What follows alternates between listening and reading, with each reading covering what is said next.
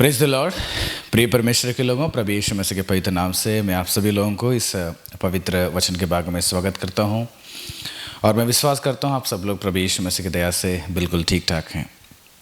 हम आंखें बंद करेंगे, एक छोटा सा प्रार्थना करेंगे और उसके बाद परमेश्वर के जीवित वचनों को हम ध्यान करेंगे। स्वर्ग के विराजमान परमेश्वर, मैं धन्यवाद करता हूँ प्रभु इस पवित्र समय के लिए। पिता, इस वक्त में हम सभी लोग मिलकर तेरे पवित्र बातों को ध्यान करने के लिए तेरे पवित्र आत्मा की अगुवाई करें। यहाँ पर मेरे सामने जितने भी लोग इकट्ठे हैं प्रभु, उन सब के आत्मिक जीवित को और उनके परिवार को आशीष करें ताकि तेरे लिए अपने जीवन बिता सके और संसार में बहुत ही बेहतरीन जीवित केवल आपके साथ बिता सके। सारी प्रार्थना यीशु मसीह के पवित्र नाम से विनती करते हैं पिता, आमीन।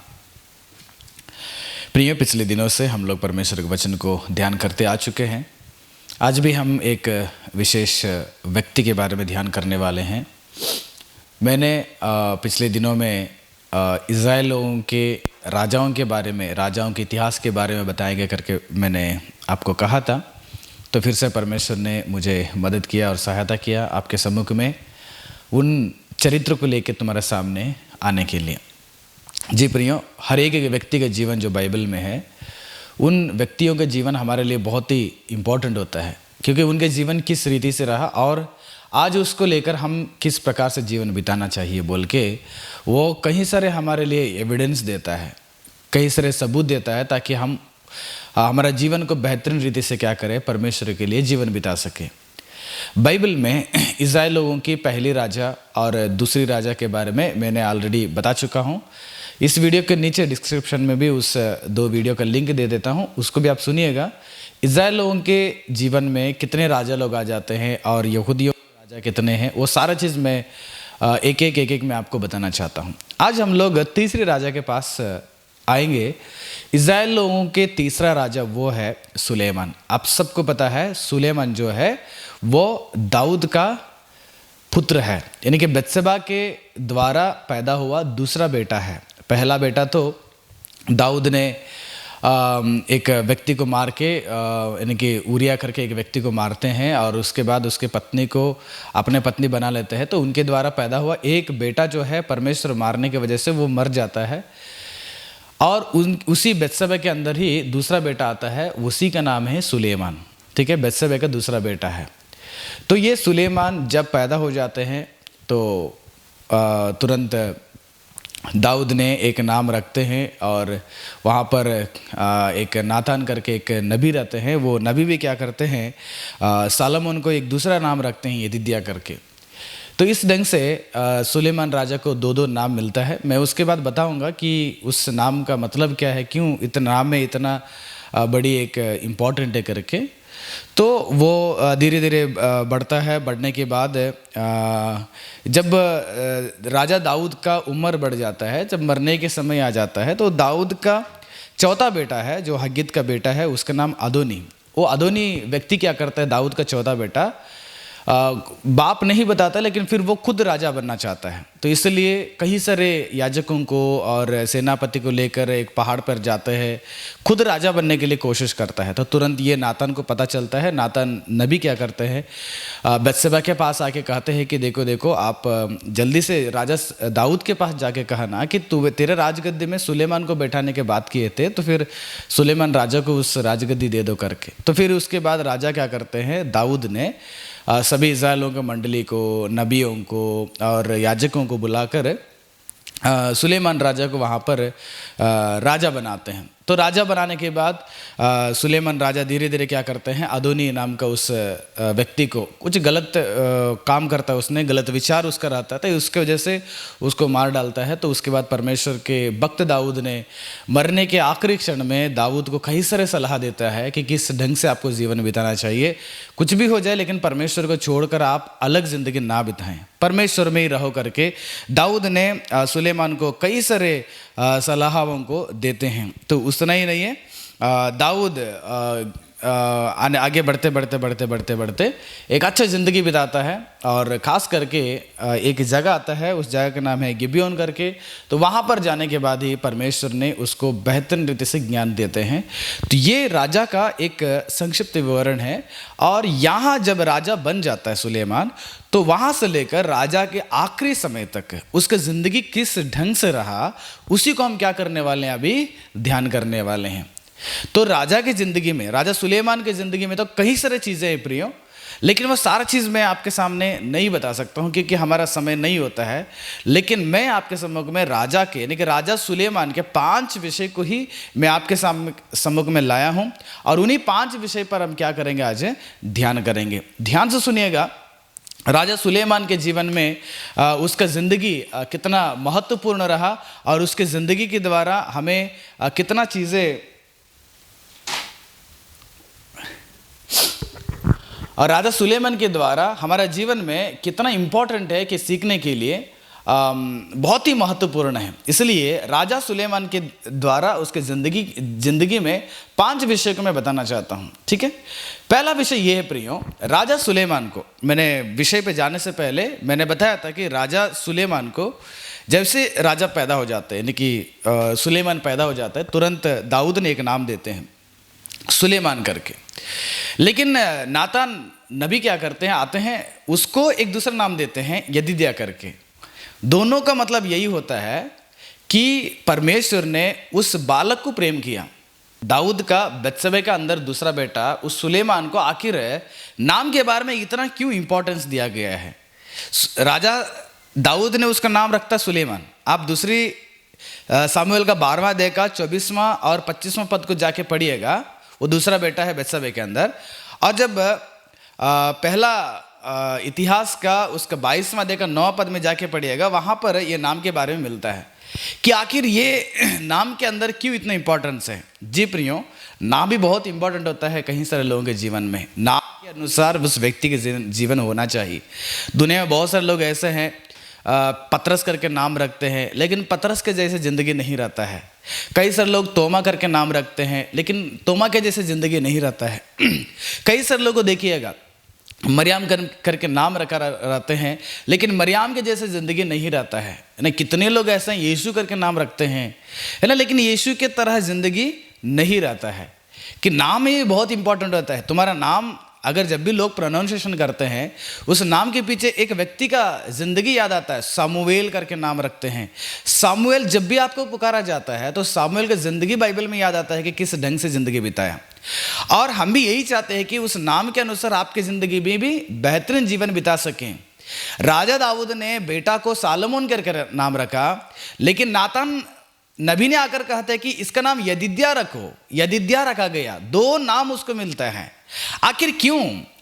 परमेश्वर के प्रिय करके उस नाम का मतलब है, या परमेश्वर का सौभाग्यशाली व्यक्ति करके नाम का मतलब होता है कि आखिर नाम में कितना इंपॉर्टेंस क्यों दिया गया है दाऊद और नबी नातान ने। कारण यही प्रियो, सुलेमान के जिंदगी से 5 विषय ध्यान करने वाले थे। सबसे पहला विषय यह है, सुलेमान के जिंदगी का बहुत ही अहम बात, एक सबसे अच्छी आदत उसके जिंदगी का शुरुआत में, चाहे वो बच्चा भी हो सकता है, अभी धीरे धीरे बढ़ने वाले एक बालक हो सकता है, 12 या 13 साल के बहुत सारे लोग बोलते हैं, लेकिन बाइबल कहता है कि जब परमेश्वर के सम्मुख में जाकर भवन में बलिदान चढ़ाकर परमेश्वर ज्ञान को प्राप्त करता है, और वो सुलेमान राजा, उससे पहले उसका शादी हो रहा है, फिरौन राजा का बेटी को उसे क्या करता है, शादी हुआ रहा था, उसके बाद उसको ज्ञान मिलता है।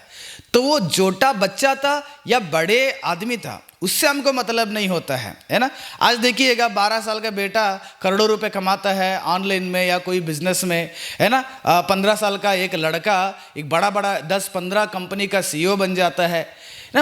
उम्र से मतलब नहीं होता है, मनुष्य का मैच्योरिटी बढ़ना चाहिए, है ना। कुछ लोगों को छोटा बचपन में ही एक अच्छा बुद्धिमान हो जाते हैं, लेकिन बहुत सारे लोग ऐसे भी रहते हैं 20-25 साल 30 साल होने के बावजूद भी उनको अकल नहीं रहता है। लेकिन यहाँ पर राजा का उम्र क्या है उसके बारे में हम ध्यान नहीं करना चाहिए कि राजा का जिंदगी कैसे रहा। राजा जिंदगी का सबसे पहला उसका मार्ग में यही आदत था, परमेश्वर ने उसको नाम रखवाया कि मैं उससे ज्यादा प्रेम करता हूं। लेकिन रिवर्स में क्या हो जाता है, राजा सुलेमान ने परमेश्वर को प्रेम करने वाला था उसने, यानी कि उसका व्यक्ति का सबसे पहला, जिंदगी का सबसे पहला स्टेप वो है, मैं परमेश्वर से प्रेम करूं, मैं परमेश्वर से लगावट में रहूं। परमेश्वर से उतना प्रेम करता था राजा। देखिएगा कुछ वचन को हम ध्यान करेंगे। पहला राजाओं का 3 अध्याय का 3 पद में परमेश्वर खुद उसके बारे में गवाही दे रहे। किसके बारे में? सुलेमान राजा, इस्राएल लोगों का तीसरा राजा सुलेमान के बारे में। सुलेमान यहोवा से प्रेम रखता था। परमेश्वर ने गवाही दे रहे, सुलेमान ने परमेश्वर से प्रेम रखता था बोलकर।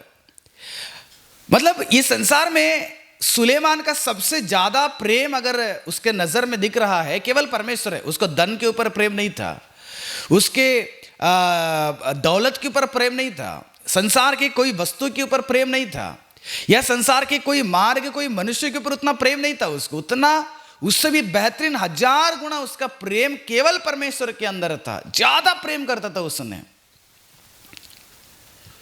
और प्रेम करने की वजह से ही अपने जिंदगी की इतना बेहतरीन रीति से उसने बनाया।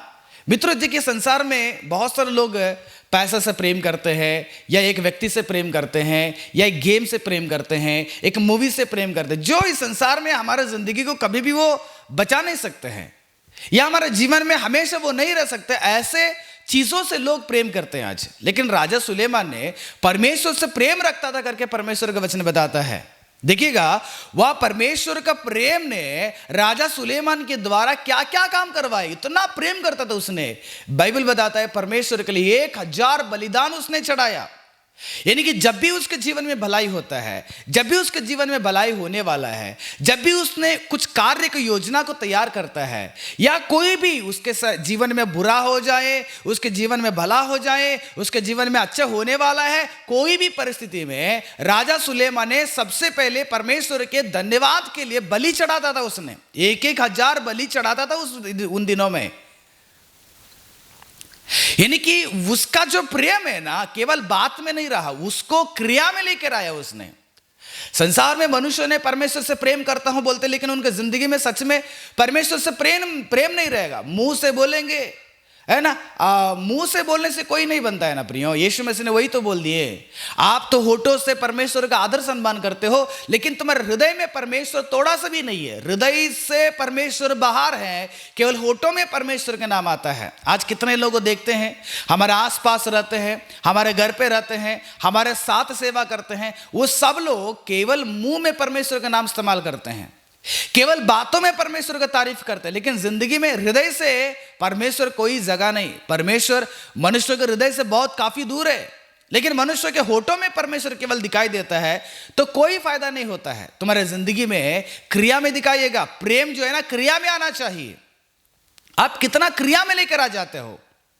नाम के लिए मैं मसीह हूं, नाम के लिए मैं पासवान हूं, नाम के लिए मैं विश्वासी हूं, नाम के लिए मैं सब कुछ करता हूं, लेकिन काम नहीं उसके अनुसार। विश्वासियों का काम नहीं, इसलिए बाइबल भी बताया ना, बिना क्रिया का विश्वास वेस्ट है, वो कोई काम के लिए नहीं रहता है। लेकिन यहां पर सुलेमान राजा ने परमेश्वर से इतना प्रेम करते थे, वह प्रेम को क्रिया में लेकर आया। अब जाके पढ़िएगा इतिहास का, दूसरा इतिहास का 1 अध्याय का 6वां पद में, परमेश्वर के लिए उसने क्रिया में, यानी कि कई 1000 बलि चढ़ाए उसने परमेश्वर के लिए, केवल धन्यवाद के लिए। और जाके पढ़िएगा दूसरा इतिहास का 3 अध्याय का 1 पद में, वहां पर ऐसे लिखा गया है, तब सुलेमान ने यरूशलेम में मोरिया नाम पहाड़ पर उसी स्थान में यहोवा का भवन बनाना आरंभ किया। यानी कि इतना दिन तक पिताजी का एक योजना था वो, कि मैं परमेश्वर के लिए एक भवन बनाना चाहिए। मैं तो बहुत बड़े बंगला में मैं जिंदगी बिताता हूँ, लेकिन परमेश्वर के लिए एक भवन भी नहीं है। परमेश्वर केवल तंबू में जिंदगी, मतलब उस परमेश्वर का संदूक तंबू में रह रहा है, इसलिए परमेश्वर मैं आपके लिए एक भवन बनाना चाहता हूँ। परमेश्वर ने कहा नहीं, आपका हाथ तो बहुत युद्ध करके लहू बहाया गया है, इसलिए आप मेरे लिए मंदिर नहीं बनाना चाहिए। आपके खानदान में, आपके पीढ़ी में एक व्यक्ति आएगा, उसके द्वारा मैं मंदिर बनवा लूंगा। तो वह पिताजी का योजना था, और उस योजना को पिताजी के बेटा सुलेमान ने क्या कर रहा है, भरपूरी कर रहा है। इसलिए प्रियो, उसके अंदर प्रेम था कि परमेश्वर से प्रेम करता था उसने, इसलिए वह प्रेम ने उसको क्रिया में लेकर आया। परमेश्वर के लिए मैं बलि चढ़ा दूं, परमेश्वर के लिए मैं धन्यवाद करूं, परमेश्वर के लिए मैं स्तुति करूं, परमेश्वर के लिए मैं आराधना करूं, परमेश्वर के लिए कुछ करूं, परमेश्वर के लिए मंदिर बनाऊं।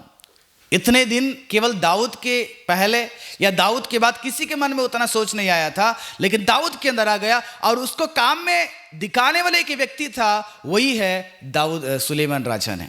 मतलब प्रियो, मैं एक ही बात आपको बताना चाहता हूं, राजा सुलेमान ने परमेश्वर से इतना प्रेम करता था, बढ़ता है, सोता है, उठता है, उसके मन में केवल एक ही सोच, एक ही विचार, मुझे मैं परमेश्वर से प्रेम करना है।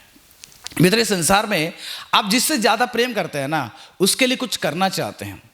जिसको ज्यादा प्रेम करते हैं उसके साथ टाइम बिताना चाहते हैं। जिसे ज्यादा प्रेम करते हैं उसके लिए आप मरने के लिए भी तैयार हो जाते हैं। ठीक उसी ढंग का एक व्यक्ति था सुलेमान ने, परमेश्वर से प्रेम करने वाला था। इसलिए परमेश्वर ने उसको यदि दिया और उसको सुलेमान करके नाम रखवाया, ताकि परमेश्वर उससे प्रेम करते थे, क्योंकि परमेश्वर को पता था सुलेमान मुझसे प्रेम करने वाला है। उसका प्रेम केवल बातों में नहीं है, उसका प्रेम केवल विश्वास में नहीं है, उसका प्रेम काम में दिखाने वाला है, काम में उसको क्या बोलते, क्रिया में लाने वाले एक व्यक्ति है सुलेमान। तुम्हारा जीवन में उस यीशु मसीह की बात को याद रखिएगा कि लोग परमेश्वर को होठों से आदर करते हैं, हृदय तो भीतर दूर है, हृदय परमेश्वर से काफी दूर है, परमेश्वर के लिए जगह नहीं मनुष्यों के लिए। उस बात को याद रखिएगा, परमेश्वर को भीतर ले लीजिएगा। तुम्हारा जो परमेश्वर को प्रेम करना अगर चाहते हैं, उसको आप क्रिया में लेकर आ जाइएगा, उसको आप काम में लेकर आ जाइएगा। वो प्रेम तुम्हारा काम में दिखना चाहिए, केवल बातों में नहीं है।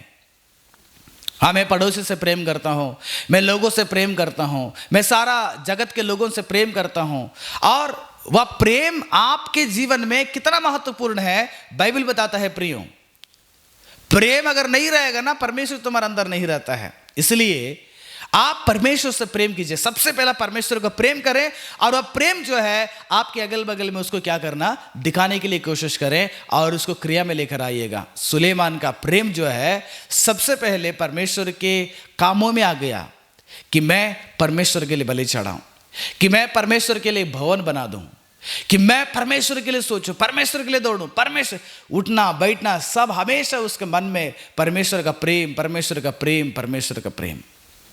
जी मित्रों, जब भी आप लोग इस संसार में जीवन बिता रहे हैं, तुम्हारा परिवार में परमेश्वर का प्रेम के साथ जीवन बिताइए, तुम्हारा काम में परमेश्वर का प्रेम के साथ जीवन बिताइएगा। तुम्हारे हर जहां पर भी आप रहते हैं ना, वो सारे जगह में परमेश्वर का प्रेम के साथ आप जीवन बिताओ। सबसे पहले वही इंपॉर्टेंट रहता है मनुष्य के जीवन में। परमेश्वर का प्रेम का मतलब क्या होता है? बाइबल बताता है कि परमेश्वर की आज्ञाओं को अगर मैं मानूंगा, परमेश्वर की आज्ञाओं को मेरे जीवन में अगर लागू करूंगा, वही परमेश्वर से प्रेम करने का मतलब होता है। आप परमेश्वर की आज्ञा को तुम्हारे जीवन में लागू करके उसके अनुसार जीवन बिताइएगा। केवल यीशु मसीह का नाम लेने से काम नहीं बनता है, यीशु मसीह का नाम लेकर जिंदगी बिताएंगे तो काम नहीं बनता, लेकिन यीशु मसीह की उन आज्ञाओं को हमारे जीवन में स्वीकार करना और उसके अनुसार जीवन बिताना चाहिए। यही है परमेश्वर का प्रेम का मतलब क्या होता है, यही है। और दूसरा चीज ये है कि परमेश्वर का प्रेम का मतलब ये होता है, जो हमारे साथ रहने वाले लोगों को, अधिकारियों को, बच्चों को या समाज के लोगों को, घर परिवार को आप जो कुछ भी करते हैं वो परमेश्वर के लिए कर रहे हैं। अगर मनुष्यों के साथ अगर प्रेम का व्यवहार रखेंगे तो इसका मतलब है कि आप परमेश्वर के साथ प्रेम का व्यवहार रख रहे हैं। सुलेमान राजा की जिंदगी में यही एक आदत था कि मैं परमेश्वर से प्रेम करूं और वही प्रेम से मैं मेरे राजगद्दी में बैठ जाऊं। जी मित्रों, सुलेमान राजा का पहला वो आदत था, पहला एक अच्छे गुण था कि परमेश्वर से प्रेम करने वाला था। इसलिए परमेश्वर भी सुलेमान राजा से प्रेम किए। सुलेमान राजा से प्रेम किया, यदिद्या का मतलब वही होता है कि परमेश्वर ने उसको प्रेम किया। परमेश्वर ने उसको इतना प्रेम किया क्योंकि परमेश्वर को पता था सुलेमान राजा के जिंदगी के भविष्य में उसने मुझे ज्यादा प्रेम करने वाला। सुलेमान के शुरुआत के जीवन इतना बेहतरीन रीति से था कि वह परमेश्वर से ही ज्यादा प्रेम करता था, संसार से उसका प्रेम नहीं था। संसार की वस्तुएं, संसार के एंटरटेनमेंट, संसार के दारू, संसार के दोस्त यार, बिगाड़ने वाले, उनके साथ उसकी जिंदगी कभी भी उनसे प्रेम नहीं किया उसने। आज हम सब लोग जो हमें बिगाड़ता है, जो हमें नुकसान करता है, जो हमें नुकसान पहुंचाता है, जो हमारे जिंदगी के लिए खतरा है, उन चीजों से, उन वस्तुओं से, उस मीडिया से, उस सारे एंटरटेनमेंट से हमारा संपर्क रहता है और उसी में ज्यादा हम प्रेम लगे रहते हैं, उसी से हमारा प्रेम ज्यादा रहता है। लेकिन परमेश्वर से हमारा प्रेम नहीं रहता है, जिसने हमारे जीवन को सही रास्ते में चला सकते हैं। हमारा प्रेम परमेश्वर के वचन के ऊपर नहीं रहता है, जिस वचन ने हमारी जिंदगी को सही ढंग से हमें एक अच्छे रास्ते में लेके जा सकता है।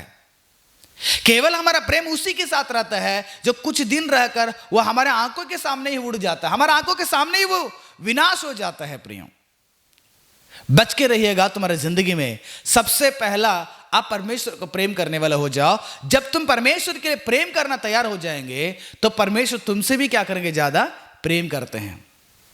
ये सुलेमान राजा का पहला एक अच्छी आदत था उसके जिंदगी में।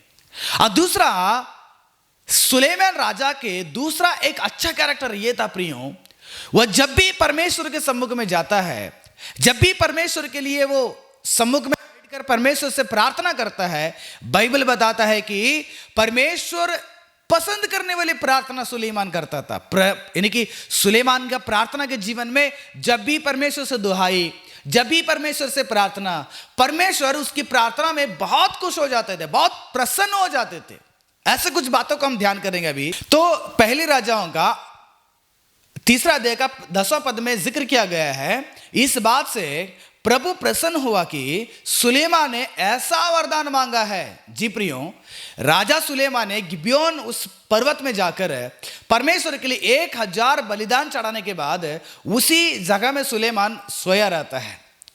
तो रात में परमेश्वर ने सुलेमान को स्वप्न में आते हैं और सुलेमान से बात करते हैं, सुलेमान आपको क्या चाहिए? सुलेमान राजा उस वक्त में क्या मांगा है प्रियो, आपको पता है क्या?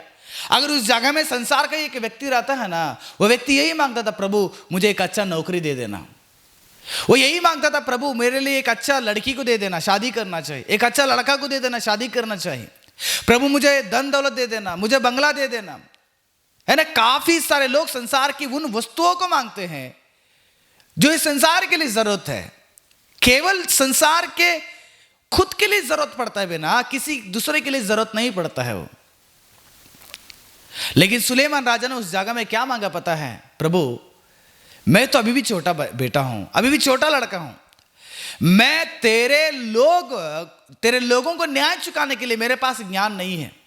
तेरे लोगों को सलाह देना है, तेरे प्रजा को चलाना है, तेरे प्रजा का पालन पोषण करना है, उनके न्याय चुकाना है, तो मुझे कुछ भी ज्ञान नहीं है। मैं अभी राजा बना हूं।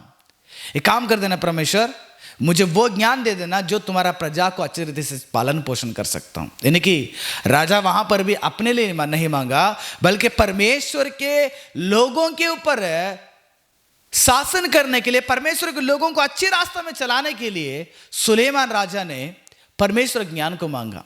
क्योंकि सुलेमान राजा को पता था, मेरा खुद की ज्ञान से, संसार के बुद्धि से अगर मैं संसार को चलाऊंगा, कि मेरे लोगों को चलाऊंगा, मेरे परिवार को चलाऊंगा, सब बिगड़ जाते हैं। वो तात्कालिक है, उसमें कोई पावर नहीं रहता है। अगर मैं परमेश्वर ज्ञान से मेरे परिवार को, परमेश्वर के ज्ञान से मेरे प्रजा को, परमेश्वर ज्ञान से सारे लाखों लोगों के बीच में अगर मैं दिखाई देता हूं, परमेश्वर के ज्ञान जो है सारे जगत के मनुष्यों की जिंदगी को अच्छी रीति से बना सकता है। इसलिए परमेश्वर मुझे ऐसे ज्ञान दे दीजिएगा ताकि मैं आपकी प्रजा को अच्छे से पालन पोषण कर सकूं, मैं उनको अच्छे रीति से न्याय कर सकूं।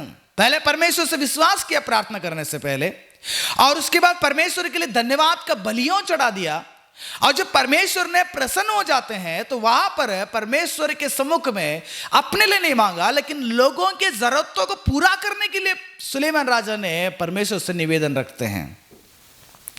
आप में से कितने लोग हैं वो सुलेमान राजा के जैसे परमेश्वर के सम्मुख में जाकर हमारे लिए नहीं मांगे, बल्कि हमारे पड़ोसी के लिए मांगे, हमारे देश के लिए मांगे, हमारे दुश्मनों के लिए मांगे, हमारे अगल बगल में रहने वाले लोगों के लिए मांगे, हमारे परिवार के लोगों के लिए मांगे। जब भी देखिएगा अक्सर लोगों की जिंदगी में यही है, प्रभु मुझे बीमारी मुझे छुड़ा देना, प्रभु मैं बहुत गरीब हूं, मुझे एक अच्छा घर चाहिए, प्रभु मुझे एक अच्छा गाड़ी चाहिए, परमेश्वर मेरे लिए मेरे जीवन में एक अच्छा नौकरी चाहिए, परमेश्वर मुझे अच्छा कपड़ा चाहिए, अच्छा मोबाइल चाहिए, अच्छा बाल चाहिए, अच्छा खूबसूरत चाहिए।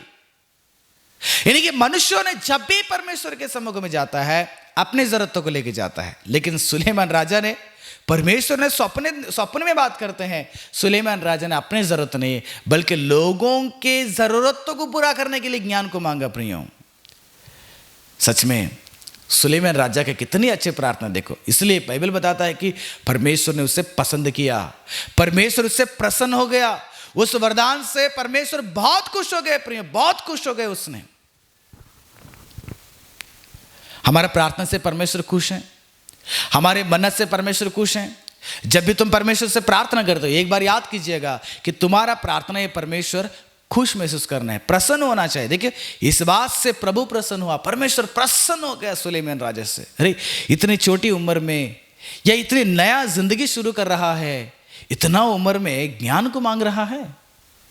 धन नहीं मांगा, दौलत नहीं मांगा, लड़कियों को नहीं मांगा, राजगद्दी को नहीं मांगा, और उसने संसार कोई चीज को नहीं मांगा, केवल अपनी जिंदगी में एक ज्ञान को मांगा। इसलिए परमेश्वर ने उसको उतना ज्ञान देते हैं कि आज तक यीशु के अलावा सुलेमान ज्ञानी के अनुसार कोई भी व्यक्ति पैदा नहीं हुआ। सुलेमान बहुत बड़ा ज्ञानी था, इसलिए मत्ती रचित सुसमाचार में जिक्र किया गया है। सुलेमान एक बहुत वैभवशाली, एक बहुत बड़ा ज्ञानी बनकर जिंदगी बिताई उसने। उसके ज्ञान को फरकने के लिए उधर इधर लोग, सारे लोग आ जाते थे। उतने भयानक रीति से परमेश्वर ने सुलेमान राजा को ज्ञान देते हैं। जी मित्रों, जब तुम्हारा प्रार्थना परमेश्वर पसंद करते हैं ना, तुम्हारा प्रार्थना में बहुत बड़ा प्रतिफल परमेश्वर देते हैं। उतना नहीं प्रियो, जब मंदिर का जो उद्घाटन, मंदिर को परमेश्वर के लिए यरूशलेम में एक मंदिर बनाते हैं मोरिया पहाड़ पर, जब बनाने के बाद उसका जो उद्घाटन होता है ना, अब ध्यान कीजिएगा, पहली राजाओं का 8वां अध्याय पूरा जाके पढ़िएगा, 22वां पद से लेकर 60वां पद तक जाके पढ़िएगा। सुलेमान राजा ने 12 विषय को लेकर परमेश्वर के सम्मुख में बात करते हैं।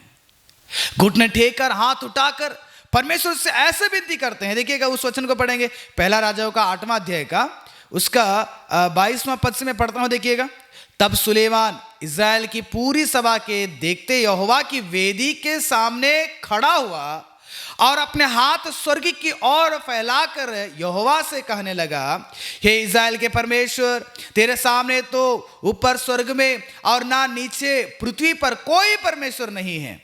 अब जाके ऐसे कंटिन्यू पढ़िएगा, अपनी वाचा पूरा करता है, तू करना दिखाता है। इस ढंग से परमेश्वर के सम्मुख में हाथ उठाकर परमेश्वर के सामने उसने परमेश्वर को दुहाई करते हुए 12 विषय के लिए परमेश्वर से प्रार्थना करता है सुलेमान राजा ने। और वो सारे 12 विषय को परमेश्वर बहुत पसंद करते हैं। वहां पर भी सुलेमान ने, प्रभु मुझे गाड़ी देना, बंगला देना, संपत्ति देना, बीमार, ये सब नहीं मांगा सुलेमान राजा ने। अब जाके पढ़िएगा, सुलेमान राजा परमेश्वर को महिमा करता है, परमेश्वर को प्रशंसा करता है कि परमेश्वर तो कौन है। परमेश्वर कृपा के बारे में याद करता है, परमेश्वर हमारा प्रार्थना को हमेशा जवाब दो करके बोलता है, परमेश्वर हमारे पापों को क्षमा करो बोलता है, और परमेश्वर हम सबका न्याय चुकाने वाला तू ही है, आप न्याय चुकाना, हम लोग असंभव है न्याय चुकाने के लिए, और हमारे देश के सारे जगत, मेरा देश के लोगों को आप सुरक्षित रखना, आप अच्छे से रखना करके लोगों के ज़रूरतों के लिए भी। यहाँ पर भी जब मंदिर का उद्घाटन होने वाला था, वहाँ पर भी राजा सुलेमान ने 12 विषय को लेकर सम्मुख में, परमेश्वर के सम्मुख में दिखाई देते हैं। देखो, राजा सुलेमान की ज़िंदगी का जो प्रार्थना की जो आदत था ना, वह परमेश्वर बहुत पसंद किए। विश्वास करके प्रार्थना करना, परमेश्वर को धन्यवाद चढ़ाकर प्रार्थना कर, निवेदन करना। और जब परमेश्वर हमारे जीवन में अगर जवाब देते हैं तो सोच समझकर, केवल हमारे बारे में नहीं, व्यक्तिगत स्वार्थ की जरूरतों के लिए नहीं, बल्कि किसी दूसरे के लिए हम प्रार्थना करने की आदतों को क्या करना है, बढ़ाना चाहिए, जैसे राजा सुलेमान के अंदर था। और प्रियो, राजा सुलेमान के अंदर तीसरा एक आदत, तीसरा एक अच्छे गुण, तीसरा एक आध्यात्मिक जीवित में जो जरूरत होने वाला चीज वो होता है कि राजा सही प्रकार से न्याय करने वाले एक व्यक्ति था, न्याय चुकाने वाले एक व्यक्ति था, जज, सही प्रकार से जज करता था उसने। उसके अंदर कभी भी हमारे लोग, अपने लोग, हमारे दोस्त, हमारा जात, हमारे क्या बोलते हैं पार्टी, ये उसके अंदर नहीं था। बिना पक्षपात से, बिना भेदभाव से न्याय करने वाले था। बाइबल में एक घटना आपको दिखाई देता है, पहले राजाओं का 3रा अध्याय जाके पढ़िएगा।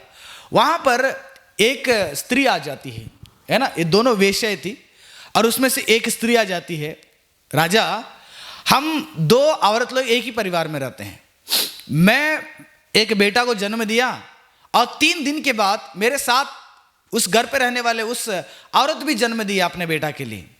तो 3 दिन का ही फर्क है हमारा दोनों बेटा का। तो रात में हम सो गए थे, मेरे साथ रहने वाले उस औरत ने उस बच्चे के ऊपर पलट कर उस बच्चा मर गया।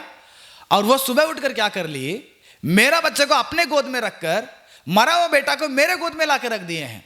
इसलिए मेरा बेटा को मेरे हाथ में दिला देना राजा करके एक न्याय को लेके आ जाते हैं।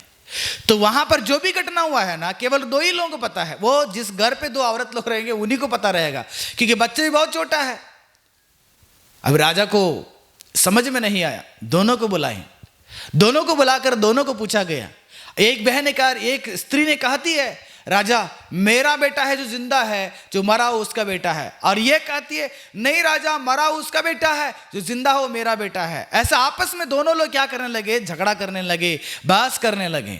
देखो, 2 लोगों के बीच में रहने वाले न्याय को कैसे चुकाएंगे हम लोग? हम उस जगह में रहते तो क्या कर सकते हैं? आज भी स्कूल में उस पढ़ाई, उस अध्याय को पढ़ाया जाता है, उस घटना को पढ़ाया जाता है, लेकिन वो घटना कहां से? बाइबल से ही था। वो सुलेमान राजा ने अपने पास रहने वाले मंत्रियों को कहता है, चलो एक हथियार लेके जाना, एक तलवार लेके आ जाइएगा। लेके आ जाते हैं, उस बच्चा को उधर सुलाइएगा, उसको 2 काट के एक इसको दे दीजिएगा, एक उसको औरत को दे दीजिएगा। और जो उस बच्चा का मां नहीं थी, वो चाहती थी कि वो मर जाए, जैसे मेरा बेटा मर गया है वो भी मर जाए। तो उसने कहा, हाँ बहुत बिल्कुल सही न्याय चुका है राजा, और उसको 2 भाग करके उसको और आधा मेरे लिए आधा दे दीजिएगा, सब ठीक हो जाएगा। लेकिन जो सच मां थी ना, जो सच्चा पैदा किया हुआ मां उस औरत थी, उसने कही, राजा उस बेटा को मत मारिएगा, उस बेटा को उसी को दे दीजिएगा, वह कहीं पर भी रहे, जिंदा रहे। तब राजा को पता चला कि सच जो मां होती है ना, अपना बेटा को मारने नहीं देती है। और राजा बोला, इसका मां वो है, इसको ये नहीं है। यानी कि राजा उस समय में, अरे चलो 2 लोग आए हैं, इनके पास क्या झमेला है, इनको ऐसे बाहर भेज देंगे और इन दोनों को नहीं चाहिए, वो बच्चा को हम ही रखेंगे, हम ही पालन पोषण करेंगे करके आसानी से सोच सकता था। लेकिन राजा ऐसा नहीं सोचा। लेकिन राजा ये सोचा, जो सच्चा व्यक्ति को न्याय मिलना चाहिए, उस न्याय को मैं दिलाना चाहिए। आज संसार में देखिएगा, हाई कोर्ट में, सुप्रीम कोर्ट में, बहुत सारे कोर्ट में काफी सारे केसेस ऐसे पड़ा हुआ है, क्योंकि यहां पर कोई भी अपने गलती को, अपने अपराधों को मानने के लिए तैयार नहीं। अगर लोग मानेंगे ना मैं गलत हूं, तो जज के लिए बहुत आसानी रहता है। लेकिन यहां पर क्या होता है पता है? यहां पर इतने लोग इकट्ठे हो गए हैं सही को गलत करने के लिए, गलत को सही करने के लिए। तुम्हारा सामने जो एक विषय दिखाई दे रहा है, एक व्यक्ति दिखाई दे रहा है, उसके साथ किस प्रकार का न्याय करेंगे आप? स्वार्थपन का न्याय करेंगे क्या? कि ये मेरा दोस्त है इसलिए मैं इसको सपोर्ट करके न्याय करेंगे? नहीं, ये मेरा बेटा है इसलिए इसको सपोर्ट करके न्याय करेंगे? नहीं, ये मेरा जात का इसलिए मैं इसको सपोर्ट करके न्याय करेंगे? नहीं, ये मेरा पार्टी का इसलिए इसके सपोर्ट करके न्याय करेंगे? जब भी जो व्यक्ति गलत है ना, उस व्यक्ति को कहिएगा गलत है। अगर आप कहने की हिम्मत नहीं है, या कहने की सामर्थ्य नहीं है, या कहने की ज्ञान आपके पास नहीं है, तो मुंह बंद करके चुपचाप रहना चाहिए। हम जब मनुष्य को न्याय करते हैं, जब मनुष्य के बारे में न्याय चुकाते हैं, आधा दिमाग को रखकर मनुष्य के पास न्याय चुकाएंगे, प्रिय कोई फायदा नहीं होता। तू अपराधी के हिसाब में गिना जाता है। इसलिए न्याय करते समय में बहुत ही चौकसी रहना। इसलिए राजा ने परमेश्वर से क्यों ज्ञान को मांगा? कि राजा को पता था, अरे इस संसार में अगर न्याय चुकाना है, मनुष्यों के ज्ञान से, मनुष्य के पढ़ाई ज्ञान से कोई फायदा नहीं होता है। आज संसार में जितने भी लोग अपने दिमाग से न्याय करना चाहते हैं, लेकिन परमेश्वर मनुष्य को कहता है कि मेरा ज्ञान से तुम न्याय चुकाइएगा। तुम्हारा परिवार में जब भी तुम न्याय करते हो, जब तुम्हारे समाज में न्याय करते हो, तुम्हारा स्कूल में न्याय करते हो, तुम्हारा कलीसिया में न्याय करते हो, पक्षपात मत रखिएगा, खून की रिश्ता मत देखिएगा, जातिवाद को मत देखिएगा, अपने लोग, अपने दोस्त, अपने पड़ोसी, उसको मत देखिएगा। आप गलत व्यक्ति को गलत कहिएगा, सही व्यक्ति को सही कहिएगा। इसलिए राजा सुलेमान अपनी जिंदगी में सच्चा न्याय करने वाला था, उसने सही प्रकार से न्याय करने वाला था। किसी को राजा सुलेमान के समय में अन्याय नहीं हुआ है प्रियो। बेगुनाह लोगों के लिए कभी भी अन्याय नहीं हुआ। जो अपराध नहीं किए थे, जो गलत ही नहीं था, उनको राजा सुलेमान सही से ज्ञान देता था, क्योंकि उसका न्याय उतना बेहतरीन रीति से था क्योंकि उसके अंदर परमेश्वर ज्ञान छिपा रहता था।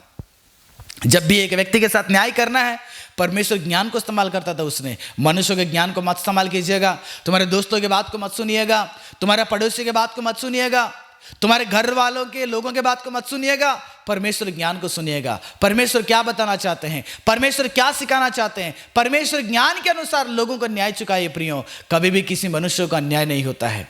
अन्याय की जिंदगी परमेश्वर के लिए जरूरत नहीं होता है। आज मनुष्यों ने कलीसिया में देखिएगा, अमीर लोगों को देखते हैं, गरीब लोगों को देखते हैं, न्याय हमेशा अमीर लोगों के साथ रहता है। कलीसिया में देखिएगा, परिवार के लोग रहेंगे और विश्वासी लोग रहेंगे, न्याय हमेशा परिवार के साथ रहता है। दशमांश देने वाले लोगों के साथ न्याय रहता है। न्याय करते समय में पासवान लोग, न्याय करते समय विश्वासी लोग, आप भी चौका से रहिएगा। बड़ा पास्टर है, बहुत बड़े प्रचार करते, इसका मतलब नहीं है कि आप उसको भलाई करके आपके सम्मुख में रहने वाले एक छोटे से सेवक को आप उसको अपराधी ना गिने, या तुम्हारे पास रहने वाले पासवान को सपोर्ट करके किसी दूसरे पासवान को आप लोग अन्याय से उसके ऊपर अपराध नहीं थोपना चाहिए। अपराध थोपना नहीं, या आप लोग गलत में नहीं फंसना चाहिए। न्याय चुकाइएगा, अच्छे न्याय चुकाइएगा, आप अच्छे न्यायी बनिएगा। परमेश्वर के पास पक्षपात नहीं है, परमेश्वर के पास झूठ नहीं है। परमेश्वर स्वार्थ के लिए नहीं करता है, लेकिन हम लोग स्वार्थ के लिए करते हैं। हम लोग हमारे योजना के लिए करते हैं, हमारे इच्छाएं पूरा होना चाहिए इसलिए करते हैं। बहुत बड़ा गलत करें। न्याय चुकाने वाले पक्षपात, स्वार्थपन को छोड़कर न्याय चुकाना चाहिए। और चुगली बातों को लेकर आप न्याय मत चुकाइएगा। पूछिएगा, जो सुने उसको पूछिएगा ये सच है क्या, अगर मानता है तो उसको समझाने के लिए कोशिश कीजिएगा। न्याय करते समय में बहुत ही जागरूक से रहना चाहिए। इसलिए परमेश्वर ने बाइबल में बताया, किसी के ऊपर दोष लाकर न्याय मत चुकाइएगा, क्योंकि न्याय अगर आप चुकाएंगे, किसी को दोषी ठहरा देंगे तो तुम दोषी ठहरा जाते हो। इसलिए जब भी तुम सुनते हो उसको फरकिएगा, उसको जांच कीजिएगा, छानबीन कीजिएगा ये सही है कि नहीं है। उसके बाद आप न्याय चुकाने के लिए तैयार हो जाइएगा। बाइबल में एक वचन लिखा गया प्रियो, देखिएगा, वो वचन ऐसे कहा था हमारे जीवन में, जो न्याय राजा ने चुकाया था, यानी कि वही पहले राजाओं का 3 अध्याय का 24वां पद से मैंने जो घटना पढ़ाया था वही घटना है। और उसके बाद आप 27वां पद को 28वां पद को पढ़ते हैं तो जो राजा ने न्याय चुकाया था उसका समाचार है समस्त इस्राएलियों को मिला, और उन्होंने राजा का भय माना, क्योंकि उन्होंने यह देखा कि उसके मन में न्याय करने के लिए परमेश्वर की बुद्धि है। परमेश्वर की बुद्धि से न्याय कीजिएगा। तुम्हारा दोस्त ने कहा करके मत न्याय चुकाइएगा। वो चुगली करने वाला कहीं से फोन करके आपको कोई चुगली बातों बोल दिया और उसको सुनकर तीसरा व्यक्ति के ऊपर न्याय मत कीजिएगा। बहकाने वाले बातों को सुनकर आप न्याय मत कीजिएगा, है ना। खुसर पुसर बातों को कान में लगाते हैं, उनके बातों को सुनकर एक व्यक्ति, तुम्हारे सामने रहने वाले व्यक्ति को तुलना मत कीजिएगा। परमेश्वर देख रहे हैं। परमेश्वर के बुद्धि से न्याय चुकाइए, परमेश्वर ज्ञान से न्याय चुकाइएगा, परमेश्वर के ज्ञान से न्याय चुकाइएगा, क्योंकि वही चाहते हैं। वही राजा सुलेमान के अंदर रहने वाला तीसरा अच्छा गुण था कि परमेश्वर के योग्य न्याय चुकाने वाला एक अच्छी न्यायाधीश था उसने। आप एक वकील हैं, आप एक स्टूडेंट हैं, आप एक पासवान हैं, माँ बाप हैं, बच्चे हैं या दोस्त है, आप अपने सामने रहने वाले लोगों को जब भी तुलना करते हैं, जब भी उनके बारे में ध्यान करते हैं, उनके बारे में बात करते समय में तुम सोचना है कि मैं परमेश्वर ज्ञान से न्याय चुका रहा हूं, कि मैं मेरा संसार के बुद्धि ज्ञान से मैं न्याय चुका रहा हूं। इसको समझकर आप न्याय चुकाने के लिए कोशिश कीजिएगा। और चौथा चीज, राजा सुलेमान के अंदर यह एक अच्छी गुण था प्रियो, राजा कितने भी बिजी था ना, उसकी जिंदगी में सबसे ज्यादा समय परमेश्वर को बिताता था। जी, जीवन बिताने के लिए मेरे लिए परिवार है, मेरे लिए बच्चे हैं, मेरे लिए पढ़ाई है, मेरे लिए जॉब है, मेरे लिए सारा संसार, बहुत सारा काम करना पड़ता है मेरे को। लेकिन राजा को भी वो काम दिया गया था। राजा का जिम्मेदारी ये था कि लाखों प्रजा के ऊपर वो राजा बनकर रहना है, उनका न्याय चुकाना है, उनको सलाह देना चाहिए, बहुत सारा काम देखना चाहिए, लोगों को संभालना चाहिए। इतना बिजी था, रात दिन उसको समय नहीं होता था, फिर भी अपने काम करते हुए, अधिकतर समय, देखो, काम करते हुए अधिकतर समय परमेश्वर के साथ उसने समय बिताया, लेकिन काम करते समय में नहीं। आज हम खाली रहते हैं, फिर भी हम लोग परमेश्वर को समय नहीं देते हैं। खाली दिमाग शैतान का ही बोलते हैं, है ना। बहुत सारे लोग खाली रहेंगे, फिर कोई काम नहीं रहेगा, लेकिन काम नहीं करना चाहते हैं, और दूसरा परमेश्वर के साथ जिंदगी में नहीं बिताना नहीं चाहते हैं। आज जितने भी लोग देखिएगा, गेम में पड़ा रहते हैं, मूवी देखने में पड़ा रहते हैं, दोस्तों के साथ घूमना रहते हैं, दोस्तों के साथ बात करने में रहते हैं, सोने के लिए इस्तेमाल करते हैं, खाली पुक्कड़ समय बिताएंगे, लेकिन परमेश्वर के साथ जिंदगी नहीं बिताएंगे। चलो, कम से कम काम तो कर रहे हैं क्या? काम भी नहीं करेंगे, खाली पुक्कड़ जिंदगी बिताते रहेंगे। माँ बाप कमाते हैं, खाना है, पीना है, सोना है ना। आप जहां पर बैठे रहेंगे वहां पर खाना तो मिल जाएगा, खाएंगे, पिएंगे, सो जाएंगे। इतना घटिया जिंदगी मनुष्य का हो गया है प्रिय आज। लेकिन राजा सुलेमान इतना बड़ी राजा है, लाखों लोगों को पालन करना है, हजारों के हिसाब से देश देश के लोग राजा को फरकने के लिए आते थे, उनको भी टाइम देना चाहिए। ऐसे व्यस्त रहने वाले राजा ने अपने जिंदगी में ज्यादा से ज्यादा समय परमेश्वर के साथ बिताता था। कुछ वचन मेरे साथ पढ़िएगा। पहला राजाओं का 4 अध्याय का 32वां पद में उसने 3000 नीति वचन को कहे, और उसके 1005 गीत भी हैं। इसलिए तो परमेश्वर ने उसको ज्यादा प्रेम करते थे, क्योंकि राजा सुलेमान के जिंदगी में सबसे ज्यादा विशाल हृदय केवल परमेश्वर को था। उसने ज्यादा परमेश्वर से ही ज्यादा प्रेम करता था, इसलिए परमेश्वर ने उसको उतना उन्नति दिया प्रिय, उतना उन्नति दिया। आज के मनुष्यों से पूछिएगा, परमेश्वर के लिए तुम क्या करना चाहते हो? अरे दिखाएंगे बहुत बड़ा बिजी है, कुछ नहीं है, मतलब इतना बड़ा आलसी है, कुछ काम नहीं रहेगा प्रिय। इनको संसार में ऐसे लोग हैं, कुछ काम नहीं रहेगा, लेकिन बोलते हैं मैं बहुत बड़ा बिजी हूं, मुझे टाइम नहीं। बोलते हैं क्या टाइम है?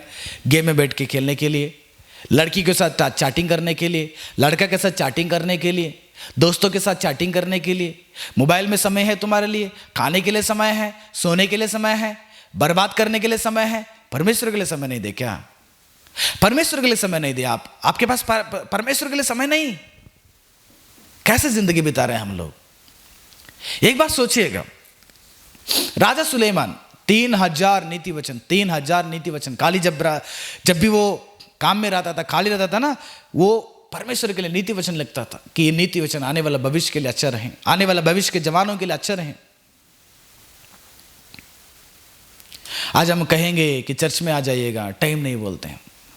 कहेंगे प्रार्थना में जुड़ जाएगा, बोलते टाइम नहीं है। कहेंगे बाइबल पढ़िएगा, टाइम नहीं है। बाप रे, परमेश्वर के लिए 10 मिनट टाइम नहीं आपके पास, परमेश्वर के लिए 1 दिन टाइम नहीं आपके पास, 1 घंटा पर टाइम नहीं, ये 2 घंटा टाइम नहीं है क्या? रहा हुआ टाइम को खाली बर्बाद कर रहे हैं प्रियो, बहुत बड़ा गलत कर रहे हैं हम लोग। ऐसा नहीं होना चाहिए। राजा सुलेमान 3000 नीति वचन को लिखा प्रियो। उतना नहीं, जब आप पढ़िएगा, परमेश्वर के लिए जब भवन बनने के लिए शुरू हो गया ना, जब भवन बनने का प्लान शुरू कर दिया राजा ने, उसने 7 वर्ष तक उस भवन के ऊपर ध्यान लगाए रखा कि परमेश्वर का मंदिर अच्छे से बनना चाहिए। उसके लिए लकड़ी कहाँ से लाना चाहिए, उसके लिए मिट्टी कहाँ से लाना चाहिए, उसके लिए कील कहाँ से लाना चाहिए, बनाने के लिए लोगों को कहाँ से इकट्ठा करना चाहिए, बनाने के लिए सारा वस्तुएं कहाँ से लाना है, सोना कहाँ से लाना है, चांदी कहाँ से लाना है। बाप रे, 7 वर्ष तक मंदिर के ऊपर ध्यान लगाया रहता था। ये काम जब तक परमेश्वर का काम परिपूर्ण नहीं होता है, उसी में लगे रहना। हम और आप अपना जीवन में प्रियो परमेश्वर के लिए कुछ योजना बनाते हैं ना, उसको जब तक पूरा नहीं करेंगे तब तक चैन नहीं रहना चाहिए, उसी के पीछे लगे रहना चाहिए। देखो, राजा होने के बावजूद भी परमेश्वर के लिए समय निकालता था उसने। परमेश्वर के लिए समय परमेश्वर के लिए निकालता था उसने। अपने पास समय न रहने के वजह द्वारा भी, यानी कि अपने लिए समय नहीं भी रहेगा तो चलेगा, लेकिन परमेश्वर के लिए क्या करना है, समय निकालना ही करके राजा सुलेमान ने तय कर लिया। अपने समय खत्म करके, अपना समय कितना भी बिजी रहे हैं, जल्दी से उसको खत्म कर देता था, और वो परमेश्वर के सम्मुख में दिखाई देता था। 3000 और 1000 गीत लिखा। मेरे साथ कुछ वचन पढ़िएगा। पहले राजाओं का 6वां अध्याय 38वां पद में, और 11वें वर्ष के बुल नाम के 8वें महीने में वह भवन उस सब समेत जो उसमें उचित समझ गया बन चुका। इस रीति से सुलेमान को उसे बनाने में 7 वर्ष लगा। परमेश्वर के भवन जो राजा दाऊद ने प्लान किया था बनाने के लिए, लेकिन उसको पूरा करने के लिए सुलेमान ने 7 वर्ष लिया प्रियो। देखिएगा, जब भवन बन के खत्म हो गया तो उस वक्त में राजा क्या करते हैं, पहले राजाओं का 8वां अध्याय का 65वां पद में, और सुलेमान ने और उसके संग समस्त इज़राइल की एक बड़ी सभा ने जो हमात की घाटी से लेकर मिस्र के नाले तक के सब देशों से इकट्ठे हुई थी, 2 सप्ताह तक अर्थात 14 दिन तक हमारे परमेश्वर यहोवा के सामने पर्व को माना। फिर 8वें दिन उसने प्रजा के लोगों को विदा कर दिया। यानी कि 14 दिन तक, बाप रे, राजा सुलेमान इतना बिजी होने के बावजूद भी 14 दिन तक परमेश्वर के भवन उद्घाटन के लिए 14 दिन तक पर्व मनाए वो लोग।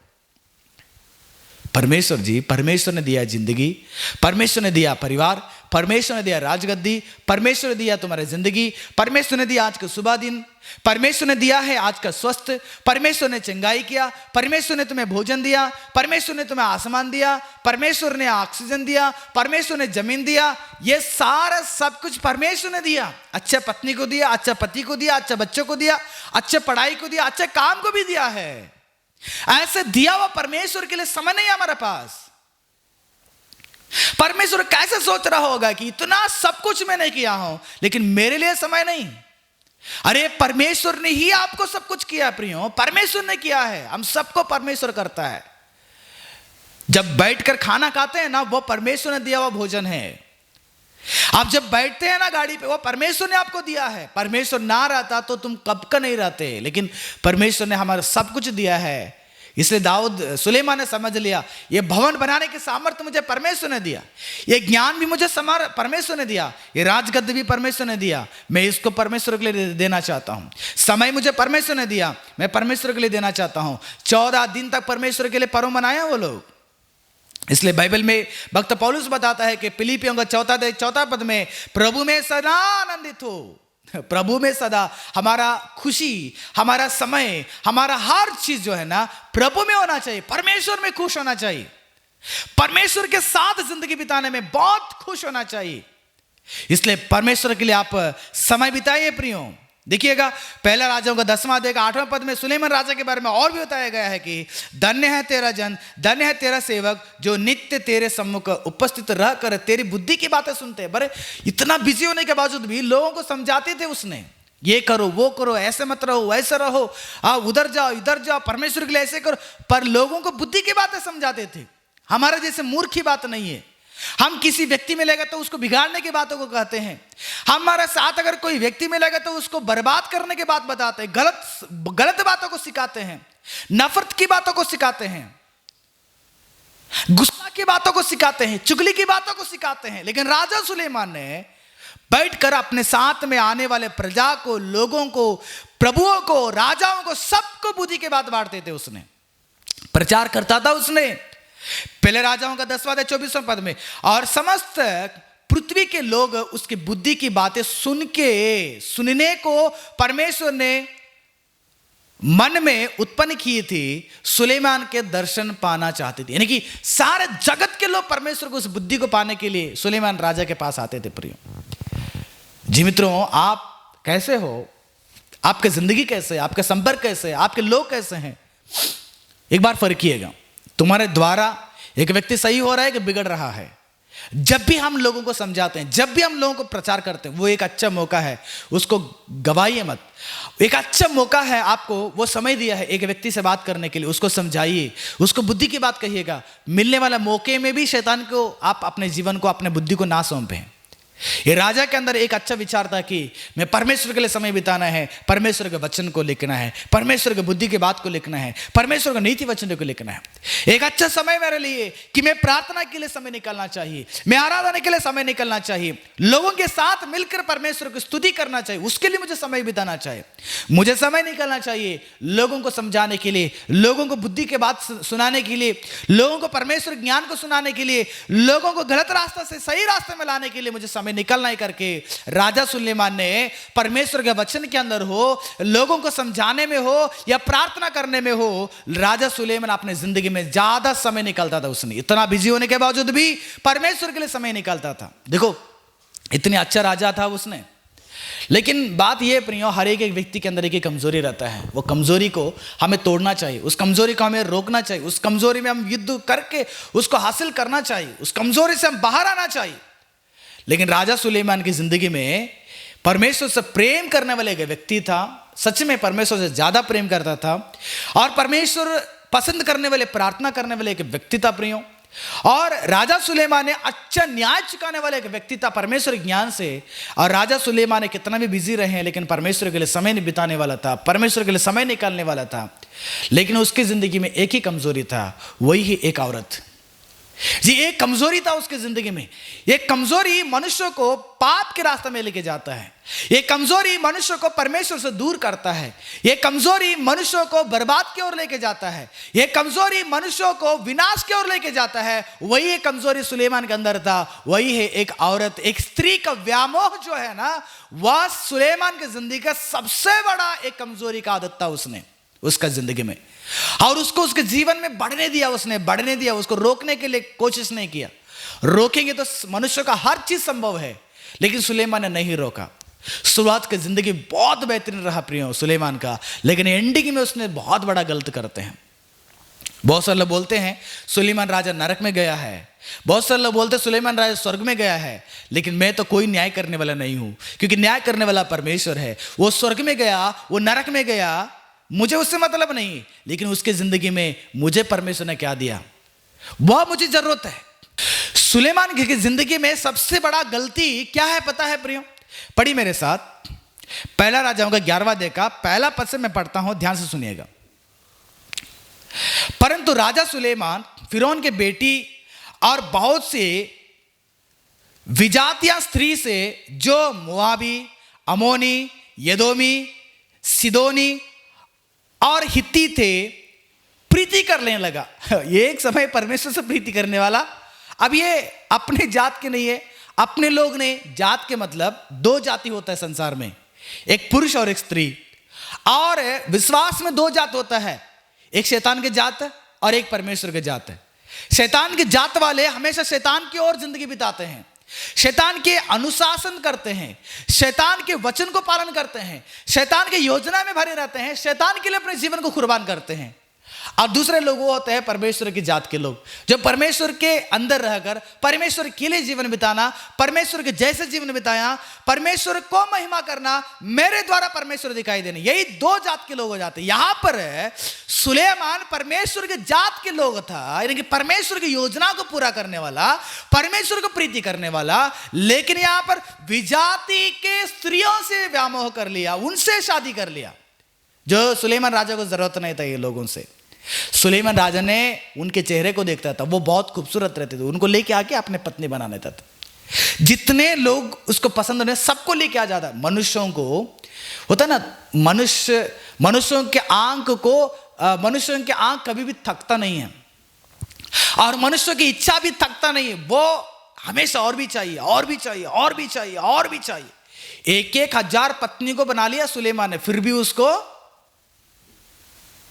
बस नहीं होता था, और भी वो चाहता था लोगों को लेना है, और भी वेलकम करना चाहता था औरतों को।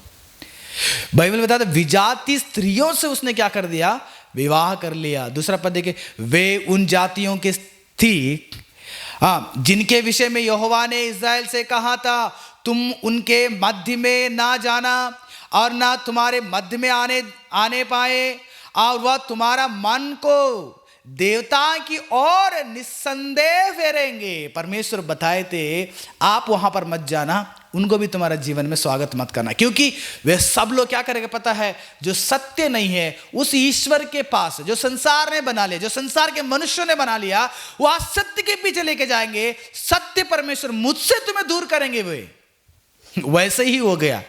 या औरतों ने सुलेमान राजा को बताए, हम आपके तो पत्नी बन गए हैं, हम मिस्र देश में रहने वाले थे, मिस्र देश के एक देवता था, उसके लिए तुम मंदिर बना के दे देना। पत्नी के प्रेम में फंस गया था सुलेमान ने, उनके लिए एक मंदिर बना देना। ऐसे सब ने एक एक मंदिर बना, अपने अपने देवता का एक मंदिर बना लिए जो मूर्तियों थे। और उसके बाद उन्होंने कुछ दिन होने के बाद कहने लगे, राजा आप तो हमसे शादी कर लिया, आप उसको दंडवत नहीं करना आते हो, आप मेरे देवता को दंडवत करो ना। पत्नी को खुश करने के लिए उसने दंडवत भी करना शुरू कर दिया। उनके लिए बलि चढ़ाना शुरू कर दिया, उनके लिए मंदिर बनाने के लिए शुरू कर दिया जो सत्य नहीं था। अरे परमेश्वर से प्रेम करने वाला उन औरतों से ज्यादा प्रेम करने लगा, परमेश्वर की खुशी को चाहने वाला औरतों को खुशी चाहने लगा। यह सबसे बड़ा कमजोरी था उस सुलेमान की जिंदगी में। वो धीरे धीरे सुलेमान के आत्मिक जीवित को कमजोर कर दिया, वह धीरे धीरे सुलेमान को परमेश्वर से दूर कर दिया, वे धीरे धीरे परमेश्वर के उस अच्छे भक्ति के मार्ग से भटका कर पाप के मार्ग में उन्हें फंसा दिया। प्रियो जी, जो कमजोरी तुम्हारे जीवन में है ना, वो कुछ भी कमजोरी हो सकता है। वो सारे कमजोरियां, चाहे आपके जीवन में एक पैसा का कमजोरी हो सकता है, एक लड़की की कमजोरी हो सकता है, एक आलसीपन का कमजोरी हो सकता है, या संसार कोई भी कमजोरी हो सकता है। वो धीरे धीरे तुम्हारे जीवन में क्या करेगा पता है? परमेश्वर से दूर करके, तुम्हारे आत्मिक जीवित को नाश करके, तुम्हें परमेश्वर के वचन से दूर करेगा, तुम्हें तुम्हारे कलीसिया से दूर करेगा, तुम्हें तुम्हारे अच्छे जिंदगी से भटका देगा, तुम्हें बर्बाद कर डालता है। कुछ वचन को पढ़ेंगे हम लोग। नीति वचन का 5वां अध्याय 3 पद में परमेश्वर का वचन बताता है कि क्योंकि पराई स्त्री के होठों से मधु टपकती है और उसकी बातें तेल से भी अधिक चिकनी होती है। पराई स्त्री जो तेरा नहीं है प्रियो, वो तेरा है ही नहीं, पराई स्त्री है। खुद के स्त्री कौन होते? एक माँ होते हैं, बहन लोग होते हैं। और खुद की स्त्री कौन होते हैं? मैं अगर या आप अगर किसी से शादी करते हैं ना, शादी मैरिज बोलते हैं ना, वह स्त्री आपके होती हैं। और उससे अलावा आप किसी व्यक्ति के साथ, स्त्री के साथ, एक पुरुष के साथ बिना शादी से आपका व्यवहार रहता है, वो सब व्यभिचार होता है। वह व्यभिचार होता है, वह परमेश्वर व्यभिचार है। वो आप वेश्यागामी करते हैं। बिना शादी से किसी पुरुष के साथ, किसी स्त्री के साथ तुम्हारा व्यवहार रहेगा, वह एक व्यभिचार होता है और वह एक पाप, सबसे बड़ा पाप होता है। उससे दूर रहिएगा। लिविंग रिलेशनशिप रखना चाहते हैं, गर्लफ्रेंड को बॉयफ्रेंड को रखना चाहते हैं, आप लड़की से प्रेम करके उनके साथ शादी करना चाहते हैं, शादी करने तो घर पे परिवार के लोग हैं ना, उनसे जाके कहिएगा, वो जाके बात करेंगे। तुम्हारा क्या काम है रात भर उसमें चैटिंग करने को? तो व्यभिचार कर रहे हैं उनके साथ, तो वेश्यागामी कर रहे हैं। परमेश्वर का वचन बताता है कि यानी कि पराय स्त्री, जब पराय स्त्री है उसके होठों में मधु टपकती है। जब तू चैटिंग करेगा, जब तुम बात करेगा ना, वो मधु के जैसे तुम्हारे होठों पे लगता है। उसके होठों से जब भी बातें निकलते हैं ना, वो तेरे लिए बहुत मीठापन होता है। क्यों नहीं समझते जवान लोग? क्यों नहीं समझते आप लोग? समझिएगा, तुम गलत नहीं करना है, तुम पाप नहीं करना चाहिए।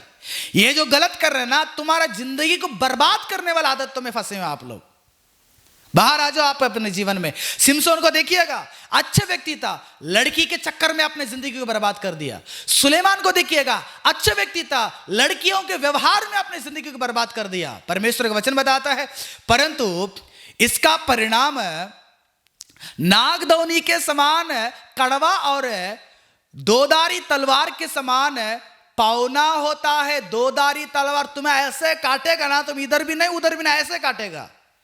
एक नाग सांप जैसे डस लेगा, तुम्हारी जिंदगी को बर्बाद कर देगा। धीरे धीरे धीरे धीरे दिमाग में चढ़ जाएगा ना, जब बचने के मौका नहीं रहेगा ना। ठीक उसी प्रकार होता है एक औरत का आदत, एक औरत का कमजोरी, एक औरत के अंदर फंसना। जो पराया स्त्री है वो तेरा है ये नहीं, तो शादी करो, तुम्हारा हो जाता है। शादी के लिए तो बड़े लोगों से बात करो, तुम्हारे परिवार में बात करो। तेरा समय आना चाहिए। 15 साल में क्या शादी करेंगे तुम? 18 साल में क्या शादी करेंगे तुम? 4 को पैसा नहीं करेगा, कमाई नहीं करेगा तो शादी करेगा? तुम्हारा व्यवहार किसके साथ है? तुम्हारा व्यवहार पराय स्त्री के साथ है क्या? बाहर आ जाओ, पहले बर्बाद होने वाला है, नाश होने वाला है। तुम्हारे जिंदगी में सबसे बड़ा पाप करके परमेश्वर की आत्मा से आप वंचित कर रहे हैं, परमेश्वर की आत्मा से बाहर आ रहे हैं। कलीसिया में बैठे रहते हैं, एक जवान औरत को देखकर आप व्यामोह हो जाते हैं। कलीसिया में बैठे रहते हैं, कई रास्तों में जाते रहते हैं, एक जवानों को देखकर व्यामोह में पड़ जाते हैं।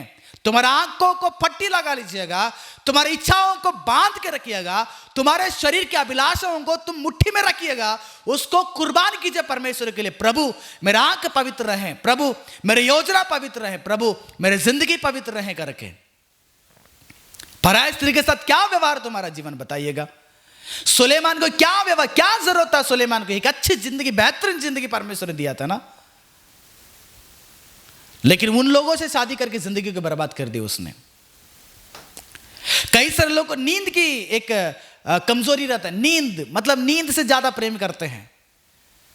बाइबल बताता है, नीति वचन का 6वां देखकर 9वां पद में जाके पढ़िएगा, हे आलसी तू कब तक सोता रहेगा। बहुत सारे लोगों को देखा है मैंने, बहुत सारे लोग देखती भी रहा हूं, देखूंगा भी आगे भी। नींद जब भी मौका मिलो तकिया लगा सो जाते हैं। जब भी दोपहर टाइम मिलेगा तो तकिया लगाएंगे, रात में टाइम मिलेगा तो तकिया लगाएंगे, सुबह टाइम मिलेगा तो तकिया लगाएंगे, प्रार्थना के समय तकिया लगा के सोते हैं। कलीसिया में आने के बावजूद भी दीवार पे ऐसा लगकर सोने वाले लोग भी संसार में हैं।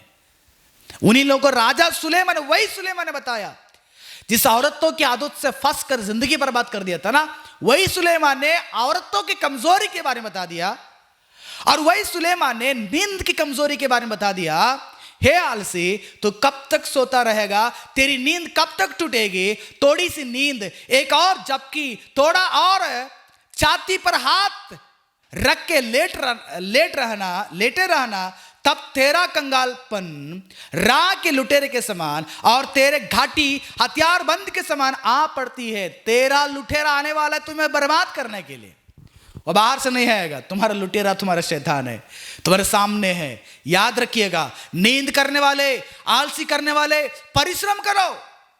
समय रहेगा तो परमेश्वर के लिए परिश्रम करो, समय रहेगा तो तुम्हारे काम में परिश्रम करना, समय रहेगा तो जाइएगा 4 को पैसा कमाने में परिश्रम कीजिएगा। ये देह को उतना आलसीपन मत दिखाइएगा, ये देह को उतना आलसीपन मत सिखाइएगा, इस देह को उतना नींद मत दीजिएगा। ये आपकी जिंदगी को बर्बाद कर देता है। ये सबसे बड़ा दुश्मन है तुम्हारा शरीर।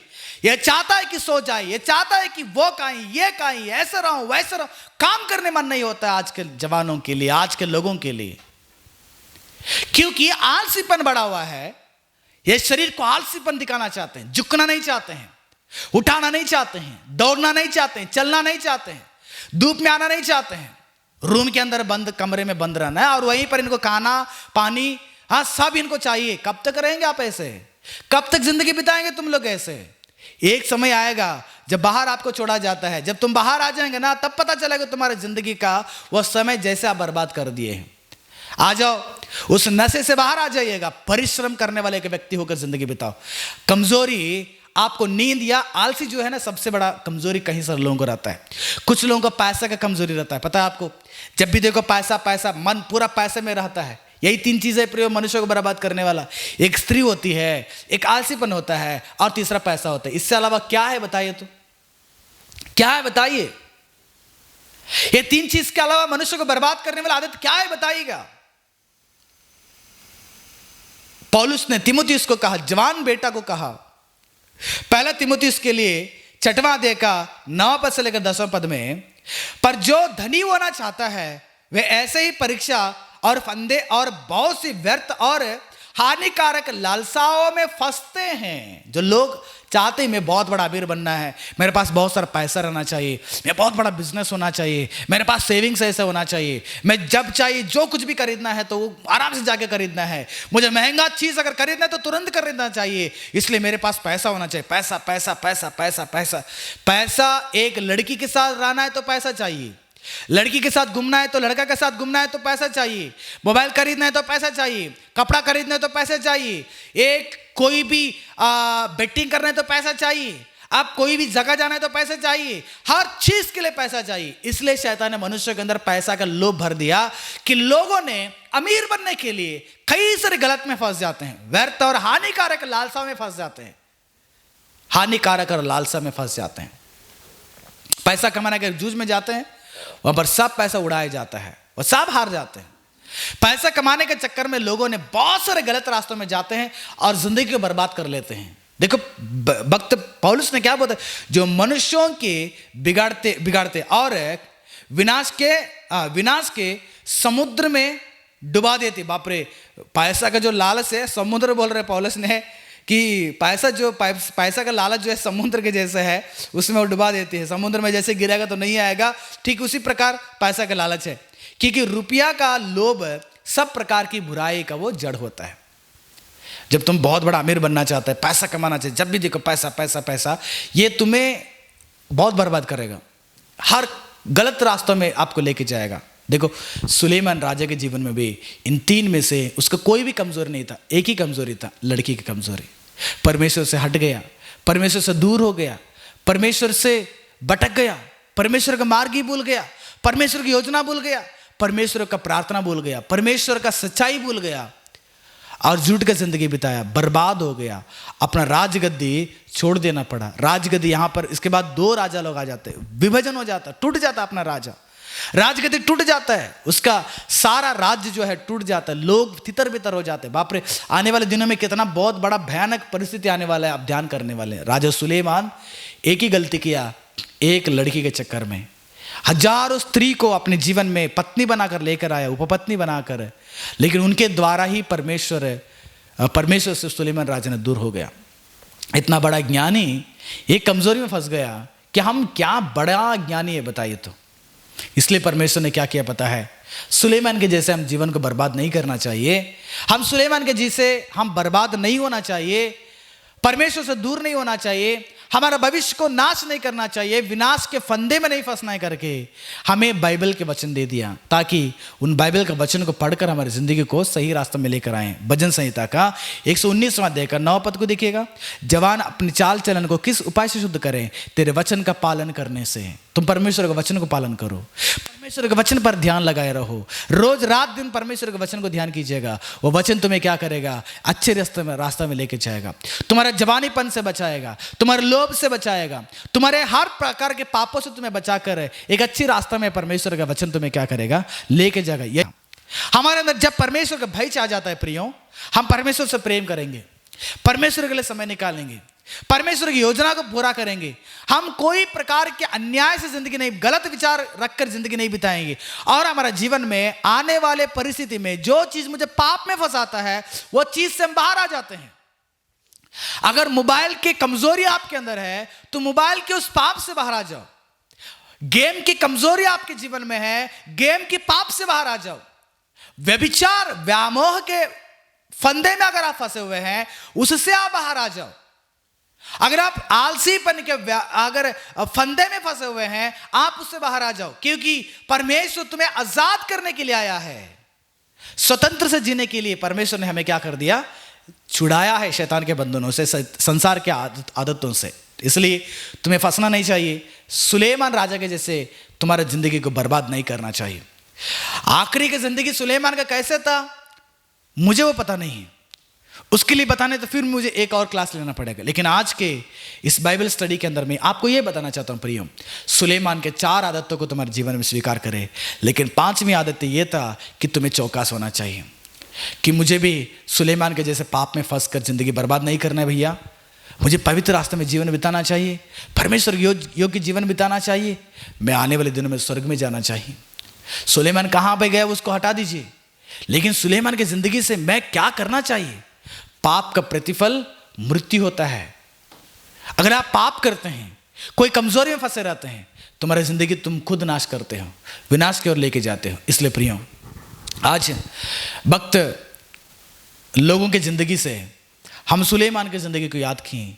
ये इजराइल लोगों के तीसरी राजा है सुलेमान राजा, दाऊद का बेत्शेबा के अंदर दूसरा बेटा है, और परमेश्वर की योजना के तहत इसने जिंदगी बिताया, परमेश्वर के प्रेम किया, परमेश्वर की योजना, परमेश्वर आखिरी में एक पाप में फंस गया। आप एक पाप करो 100 पाप करो, पाप पाप ही होता है, उसका दंड तो परमेश्वर आपको जरूर देने वाले हैं। इसलिए प्रियो, बच के रहिएगा और तुम्हारे जीवन को बचा के रखिएगा। प्रभु यीशु मसीह इन वचनों के द्वारा आपको आशीष करें। God bless you. आंखें बंद कीजिए, प्रार्थना करेंगे। स्वर्ग विराजमान परमेश्वर में धन्यवाद करता हूँ इस पवित्र समय में सुलेमान राजा के द्वारा हम काफ़ी सारे बातों को समझ लिए, इन बातों को और भी हमें आगे लेकर तेरे नाम को महिमा करना चाहिए, और सुलेमान के अंदर की गलत को हटाकर हम अच्छी चीज़ों को स्वीकार करना चाहिए। हमें सहायता करें, शक्ति दे, पवित्र आत्मा का अगुवाई करें। सारी प्रार्थना यीशु मसीह के पवित्र नाम से विनती करते हैं पिता, आमीन। जय मसीह की।